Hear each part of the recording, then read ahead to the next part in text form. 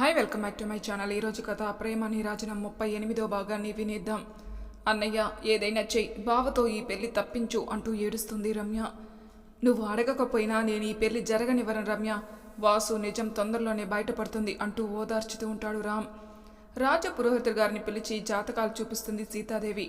ఆయన మళ్ళీ నిశ్చితార్థం జరగాలి అంటారు. మళ్ళీ ఎందుకు రాజపురోహితుడు గారు? నిశ్చితార్థం జరిగి సంవత్సరం 6 నెలలైంది. ఇంకో 10 రోజుల్లో పెళ్లికి మంచి ముహూర్తం ఉంది. అందుకే 2 రోజుల్లో నిశ్చితార్థం జరిపించి పెళ్లి పనులు మొదలు పెట్టండి, మంచిది అంటాడు. సరే అంటారు అందరూ. నిశ్చితార్థానికి టైం ఎక్కువ లేదు, ఏర్పాట్లు తొందరగా జరగాలి అంటుంది సీతాదేవి. తమ గదిలోకి వెళ్ళి కంగారు పడతారు రామ్ ఇంకా మహాలు. రమ్య కూడా భయం పెరిగిపోతూ ఉంటుంది. తన గదిలో సంతోషంతో ఉబ్బి తప్పిబ్బైపోతున్నాడు వాసు. వాసుని కలుస్తాడు వంశీ. ఏం చేస్తున్నావు వాసు? సడన్గా ఈ పెళ్ళేంటి అంటాడు. ఎందుకా? నాకు వేరే మార్గం లేకుండా చేశారా రామ్ ఇంకా మహాలు, నీతో సహా. ఏం చెప్పాలనుకుంటున్నావో సూటిగా చెప్పు. డొంక తిరుగుడు మాటలు, అంతకంటే మహా గురించి ఏదైనా అంటే అంటూ వేలు చూపిస్తాడు. ఇదే నా ప్రాబ్లం. నిన్ను పిలిచి నీతో మాట్లాడి డీల్ చేసుకున్నాను. రామ్ని చంపేస్తే అధికారం నీది, ఆస్తి నాకు అని. కానీ నువ్వు మహా మీద పిచ్చితో ఏదో పెద్ద తెలివైన వాడిలా నా ప్లాన్ మార్చి ఇదంతా చేశావు. చివరికేమైంది? మహా పేరు మీదకి ఆస్తి వచ్చింది. కానీ అది అందరికీ పంచి పెడుతుంది మహా. నీకు ఆస్తి కాదు, మహా కావాలి కాబట్టి నీకు ఓకే. ఎంత పంచిపెట్టినా ఆ మహాకి ఎదురు చెప్పడం లేదు. ఎందుకంటే మాటిచ్చావు, మహారాణివైతే నీకు నచ్చిన పని చేసుకోవచ్చని. అదే నీ వీక్నెస్ చేసి ఈ ఆస్తి మొత్తం పంచిపెడుతుంది. ఇదంతా చేస్తే నీదేం ఒరగదు. ఒకవేళ మహాని పెళ్లి చేసుకున్నా నీకు అధికారం వస్తుంది. కానీ నాకిస్తానన్న ఆస్తి నా చేతికి వచ్చే అవకాశం కనపడడం లేదు. అలా అని మహాని ఏదైనా అంటే నువ్వు ఒప్పుకోవు. అందుకే ఉన్న జగదీష్ కృష్ణ ఆస్తినైనా ఎందుకు వదిలేలియే? ఆ రమ్యాని పెళ్లి చేసుకుంటే కూతురుకొచ్చే సగం ఆస్తి నాకే వస్తుంది కదా. మా అమ్మకిచ్చేది ఎలాగో నాదే, ఇంకా మిగిలింది ఆ రామ్ ఆస్తి. నీకు వాడి ప్రాణం ఎలాగో అవసరం లేదు. ఆ మహాని పెళ్లి చేసుకున్న తర్వాత వాడి ప్రాణం నా చేతిలో, ఆ తర్వాత మొత్తం ఆస్తి నాదే అవుతుంది అంటూ నవ్వుకుంటాడు వాసు ఆనందాన్ని చూస్తూ ఉంటాడు వంశీ. సరే, నీకు నచ్చింది చేసుకో, కానీ మహాకి ఏ ప్రాబ్లం వచ్చినా నాకు తెలుసు. అందుకే కదా ఇలా అయినా నా కోరిక తీర్చుకోవాలనుకుంటున్నాను. ఎలాగో ఏడు అనుకుంటూ వెళ్ళిపోతాడు వంశీ. మరుసటి రోజు అందరూ కూడా ఏర్పాట్లలో మునిగిపోతారు. వాసు డోర్ సౌండ్ రావడంతో డోర్ ఓపెన్ చేస్తాడు వాసు. ఎదురుగా చూసి ఏంటి అంటాడు. మీతో మాట్లాడాలి అంటారు అవతల వ్యక్తి ఏడుస్తూ. చెడు, ఇక్కడ నువ్వు ఏడిస్తే అందరికీ డౌట్ వస్తుంది. కాసేపు ఆగి స్టోర్ రూమ్కి రా అంటాడు. కానీ నేను అంటుంటే ష్ అంటూ చుట్టూ చూసి, చెప్పానా స్టోర్ రూమ్లో కలవమని? చెప్పింది చెయ్యి, వెళ్ళు అంటూ కసిరేస్తాడు. కాసేపటికి స్టోర్ రూమ్కి వెళ్ళి కలుస్తాడు ఆ వ్యక్తిని. కొంతసేపు ఆ వ్యక్తితో మాట్లాడి చిరాగ్గా అక్కడి నుండి వెళ్ళిపోతాడు వాసు. వెళ్తున్న వాసుని చూసి కన్నీళ్లతో పరిగెడతారు ఆ వ్యక్తి. నిశ్చితార్థం రోజు రానే వస్తుంది. అందరూ కూడా ఏర్పాట్లో మునిగిపోతారు. మహా ఏదో ఒకటి చేయండి అంటూ ఏడుస్తుంది రమ్య. ఏం చేయాలో తెలియక తలమునకలవుతాడు రామ్ ఇంకా మహాలు. నిశ్చితార్థం టైం కావడంతో పెళ్లి కూతురిని తీసుకురమ్మంటారు రాజపురోహితుడు గారు. అమ్మ మహా, రమ్యను తీసుకురండి అంటూ జానకి ఇంకా మహాలకి చెప్తుంది రాజేశ్వరి. సరే అమ్మా అంటూ రమ్యని తీసుకుని వస్తారు. వాసు కూడా వస్తాడు. ఇద్దరిని పక్కపక్కనే కూర్చోబెడతారు రాజపురోహితుడు గారు. సింహగిరి ప్రజలంతా వస్తూ ఉంటారు. అనంతపూర్ డిస్టిక్ నుండి రాజకీయ నాయకులు, చుట్టూ తమకు తెలిసిన డాక్టర్స్ని అందరూ కూడా వస్తూ ఉంటారు. మహా, ఎందుకు తల్లి ఇంతమందిని పిలిచావు? తెలీదమ్మమ్మ, ఆయనే తన చెల్లి పెళ్ళి అందరికీ తెలియాలి అని అనుకుంటూ అందరినీ పిలవమన్నారు. అందుకే మహారాణి హోదాలో పిలవక తప్పలేదు. ఏం లేదు నానమ్మ, వాసు ఆ రోజు బాధపడ్డాడు కదా, తనకు నేను ఏ బాధ్యత ఇవ్వలేదని. అందుకే ఈరోజు అందరికీ తెలిసేలా నా చెల్లెలు రమ్యని తన బాధ్యతగా ఇస్తున్నాను. ఇంతకన్నా పెద్ద బాధ్యత నేనేం అప్పచెప్పగలను వాడికి? ఏం వాసు అంటాడు నవ్వుతూ. వాసు నవ్వుతూ థ్యాంక్స్ రా అంటూ హత్తుకుంటాడు రామ్ని. ఆ రోజేదో బాధలో ఉండి ఆ కోపం అలా చూపించానంతే. సర్లేరా, మనకి ఇవన్నీ చిన్నప్పటి నుండి అలవాటే కదా. వెళ్ళి రమ్య పక్కన నిల్చో, టైం అవుతుంది కదా అంటుంటే వాసు రమ్య పక్కన నిల్చుంటాడు నవ్వుకుంటూ. రంగమ్మ, ఆ స్టోర్ రూమ్లో పసుపు పళ్ళెం పెట్టాను, వెళ్ళి తీసుకొనిరా అంటుంది సీతాదేవి. వెళ్తున్నానమ్మా అంటూ వెళ్ళబోతుంటే పిన్ని, పద్మ ఎక్కడా అంటాడు రామ్.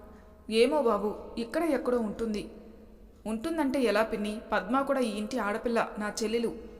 రమ్య నిశ్చితార్థానికి తన పక్కన లేకపోతే ఎలా?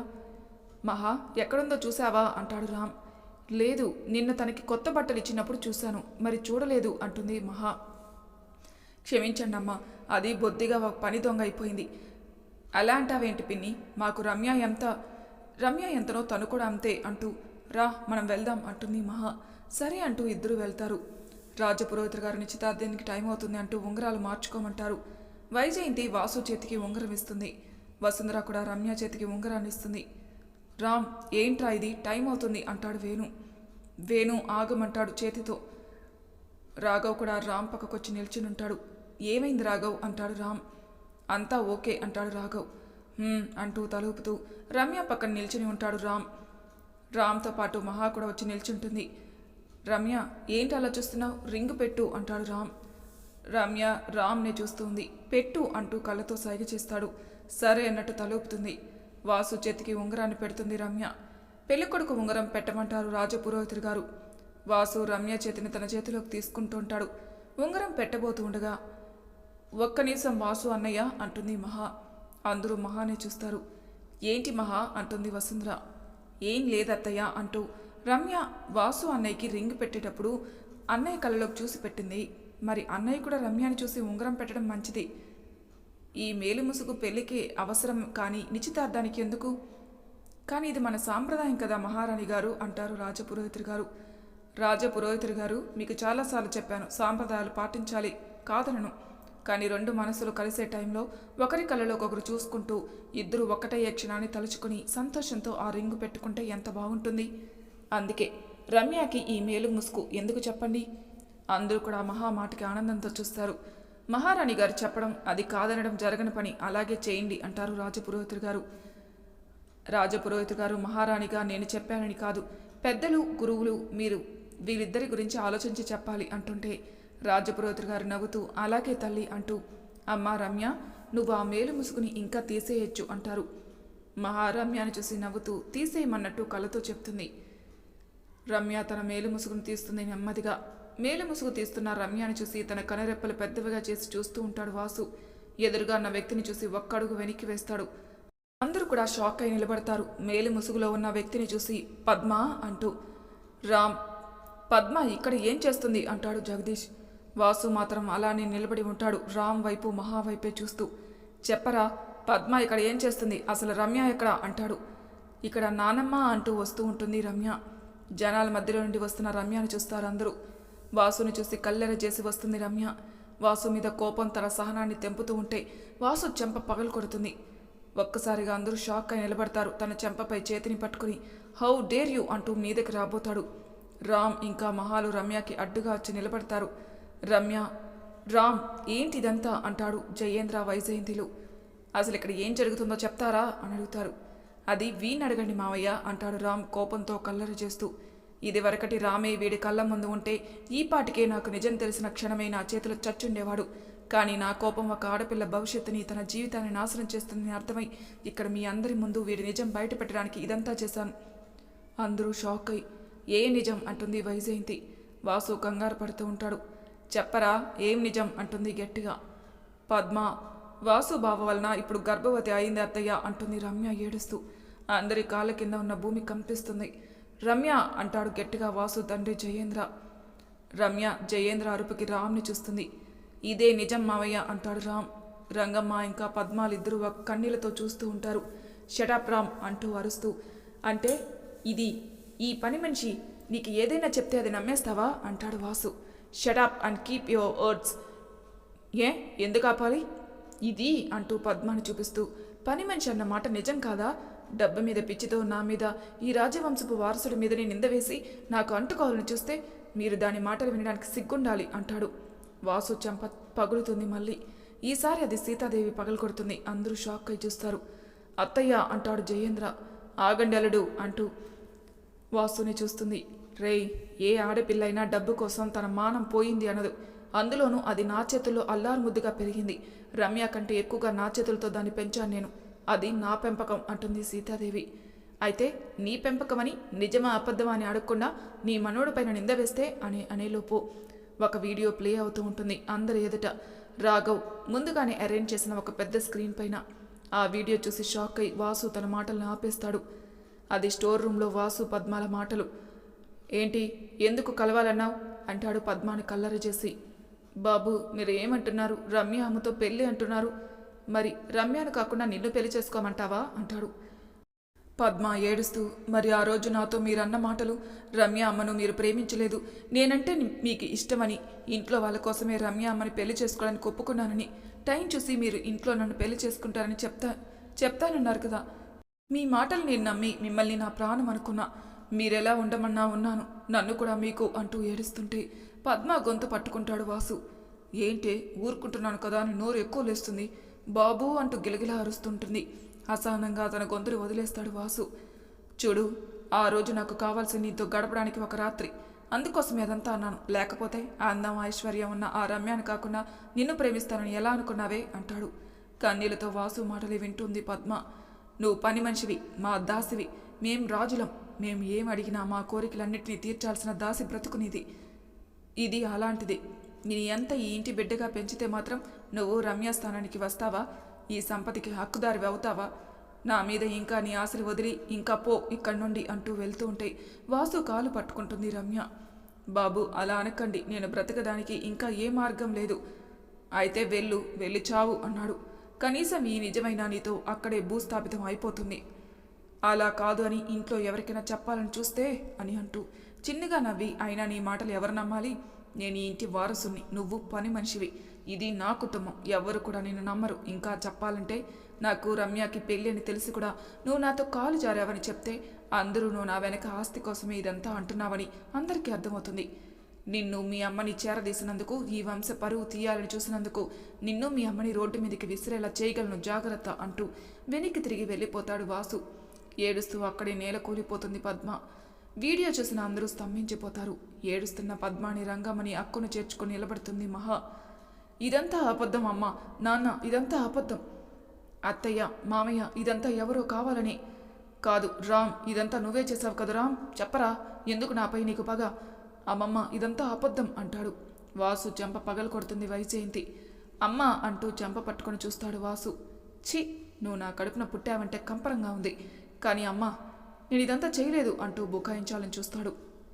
చేయకపోతే పద్మ ప్రెగ్నెంట్ ఎలా అయింది అంటుంది మహా. కుటుంబం అంతా కన్నీళ్లతో చూస్తారు. కానీ రామ్, ఇదంతా మీకు ఎలా తెలుసు అంటాడు జగదీష్.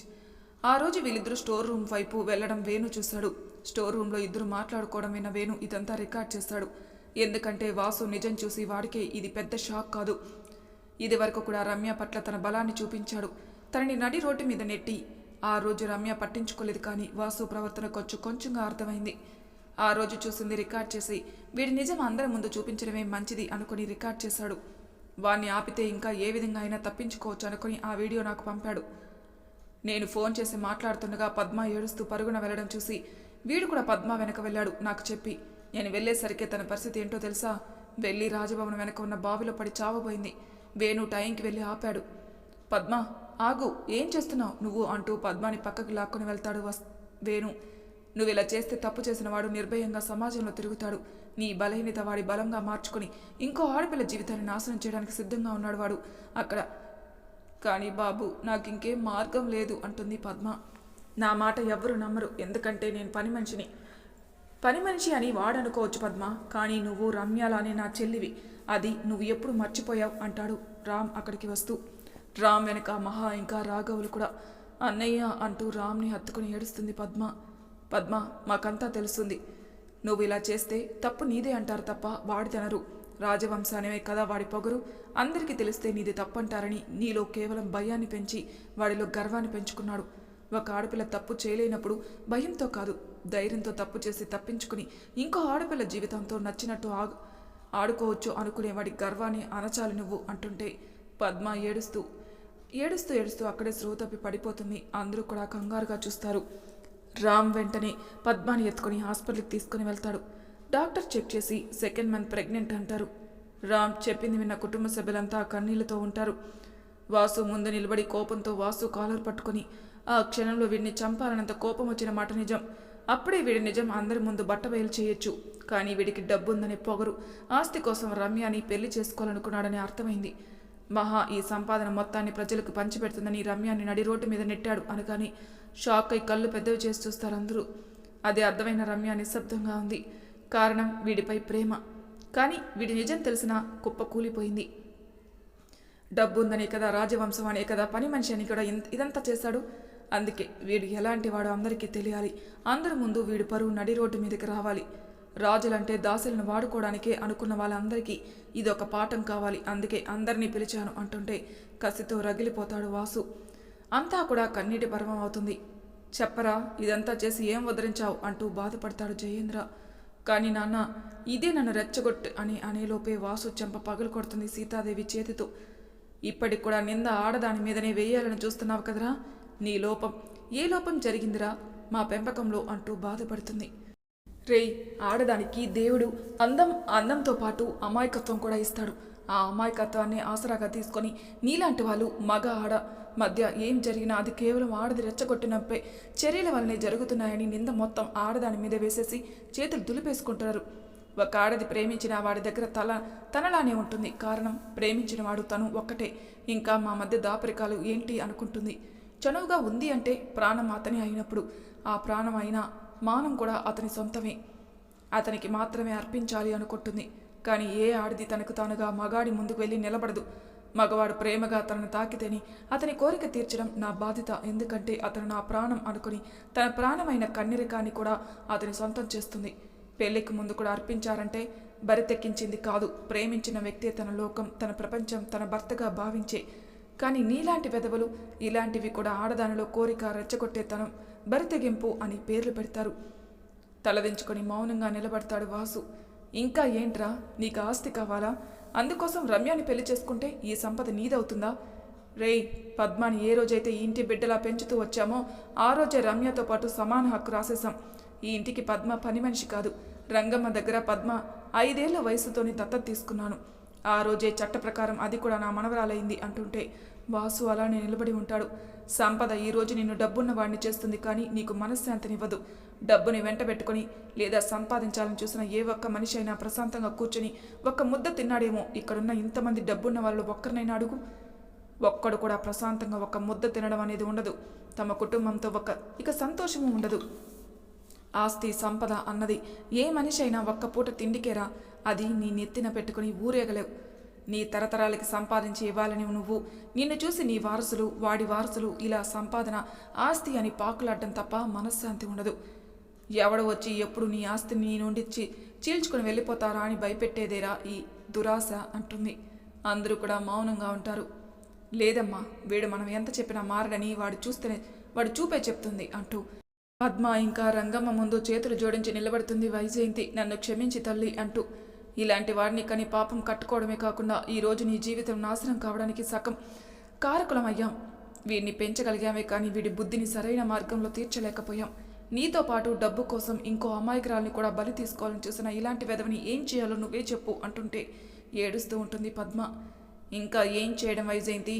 వీడి ఎవరినైతే పని మనిషి అన్నాడో ఆ మనిషి వీడి మనిషి అవ్వాలి.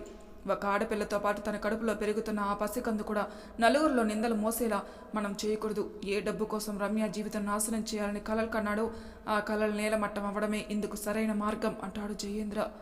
అవును, ఇదే జరగాలి. ఇదే వీడికి అన్నిటికన్నా పెద్ద శిక్ష అంటూ దేవుడి గదిలోకి వెళ్తుంది వైజయంతి. భగవంతుడి ముందు చేతులు జోడించి పసుపు కొమ్మకు పసుపు తాడు కట్టి వాసు ముందు ఉంచుతుంది. ఈ మంగళసూత్రం కట్టు అంటూ. వాసు కసితో రగిలిపోతాడు. కడుతున్నావా లేదా అంటుంది వైజయంతి. భయంతో తాడుని తీసుకుంటాడు. క్షమించండమ్మా అంటుంది పద్మ చేతులు జోడించి. నాకు పెళ్లి వద్దు. ఈ పెళ్లి నేను చేసుకుంటే నిజంగానే ఆస్తి కోసం ఇదంతా చేశానన్న నింద నిజమవుతుంది. అది నేను నా బిడ్డ మోయలేం. ఇన్ని రోజులు ఇది నా కుటుంబం. నన్ను మీ బిడ్డలని పెంచారు. ఒక రకంగా నాది కూడా తప్పుంది. రమ్య అమ్మని పెళ్లి చేస్తారని తెలిసి కూడా ఈయన మాటలు నమ్మాను. ఆయన అన్నదే నిజం. దాసి బ్రతుకు కేవలం ధూళితో సమానం. ఆ ధూళిని ఎవ్వరు కూడా కావాలని రాసుకోరు అన్న ఆలోచన ఈయన మాటలు విన్నప్పుడు తెలియలేదు. ఒకవేళ తెలిసినా బాబుగారు చూపించిన ప్రేమలో నా ఆలోచన నశించిందేమో. ఈరోజు ఇది అర్థమై కూడా నేను ఈ తాలికి తల వంచితే నేను ఇంకా దురాశ పరిణామాలు అయినట్టే. వద్దు అంటూ వేడుకుంటుంది. వద్దంటే ఇది నీ జీవితంతో ఒక్కదానితో పోదు పద్మ. నీ బిడ్డ జీవితం కూడా ముడిపడింది. అది మర్చిపోవద్దు అంటుంది వసుంధర. చూడు వాసు, తప్పులు సరిదిద్దలేనివి. అందుకు వీడికి శిక్ష పడి తీరాలి. నువ్వు ఈ పెళ్లి చేసుకున్నా చేసుకోకపోయినా ఆ శిక్ష పడుతుంది. కానీ ఈ పెళ్లి జరిగితే నీ బిడ్డ ఈ లోకంలో నిందలు మోసి బ్రతకవలసిన పని ఉండదు. తన కోసం నీకు ఈ పెళ్లి, ఈ తాళి అవసరం అంటుంది వసుంధర. పద్మ ఇంకా రంగమ్మలు మౌనంగా ఉంటారు. వాసుని తాళి కట్టమంటుంది సీతాదేవి. చుట్టూ చూసి నిశ్శబ్దంగా పద్మ మెడలో 3 ముళ్ళు వేస్తాడు. అందరూ కూడా పద్మాని దగ్గరకు తీసుకొని కన్నీళ్లతో హత్తుకుంటారు. రమ్య కూడా ఏడుస్తూ పద్మాని హత్తుకుంటుంది. మహా ఇంకా రామ్ ముందు చేతులు జోడించి నిలబడుతుంది పద్మాని దగ్గరకు తీసుకొని ఓదార్చుతారిద్దరు. వేణు ఇదంతా నీ వలనే అంటూ థ్యాంక్స్ చెప్తాడు రామ్. అతిథులందరూ కూడా ఒక్కొక్కరుగా వెళ్ళిపోతూ ఉంటారు. వంశీ ఇంకా అంజలిదేవి కుటుంబం కూడా చిరాగ్గా అక్కడి నుండి వెళ్ళిపోతారు. వాసు కూడా కోపంతో అక్కడి నుండి వెళ్ళబోతూ ఉంటే ఆగు అంటుంది వైజయంతి. వాసు అక్కడే ఆగిపోతాడు. ఇంత చేసి నువ్వు ఇంకా ఈ ఇంట్లో ఉంటావని ఎలా అనుకుంటున్నావు? పద్మ ఈ ఇంటి బిడ్డ. తను ఈ ఇంట్లో ఇక మీదట ఈ ఇంటి బిడ్డగానే ఉంటుంది, కానీ నీ భారీగా కాదు. నువ్వు చేసిన తప్పుకి పద్మ బిడ్డే బాధ అనుభవించకూడదు అని నీతో తాళి కట్టించాం, అంతేకాని నీ తప్పుని కప్పిపుచ్చాలని కాదు అంటూ బాబు రాఘవ్ వీడిని జైల్లో పడే, వీడిలాంటి వాళ్ళకి ఇదే సరైన శిక్ష అంటూ కోపంతో చూస్తుంది వైజయంతి. వాసు కంగారుగా అమ్మా అంటూ వైజయంతిని ఇంట్లో వాళ్ళని ఎంత ప్రాధేయపడినా వినరు. వాసుని అరెస్ట్ చేస్తాడు రాఘవ్. రమ్య ఏడుస్తూ తన గదికి వెళ్ళిపోతుంది. పద్మాని పట్టుకొని ఓదార్చుతారందరూ. మహా రమ్య వెనకే వెళ్తూ ఉంది. మరి తర్వాయి భాగంలో ఏం జరుగుతుందో నెక్స్ట్ ఎపిసోడ్లో తెలుసుకుందాం. అంతవరకు నా ఛానల్ సబ్స్క్రైబ్ చేయని వాళ్ళు ప్లీజ్ సబ్స్క్రైబ్ చేసుకోండి, లైక్ చేసి షేర్ చేయండి. మీ అభిప్రాయాలు నాకు కామెంట్ రూమ్లో తెలియజేయండి. Thank you for listening.